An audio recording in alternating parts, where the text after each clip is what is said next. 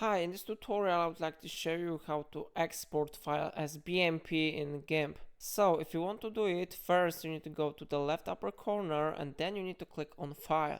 After that you need to go to Export as option, or you need to use Shift Ctrl E from your keyboard. So I click on this one option and here this window will be successfully displayed. We need to type here name for the file. For example, I type here my file. And then we need to click on select file type by extensions option.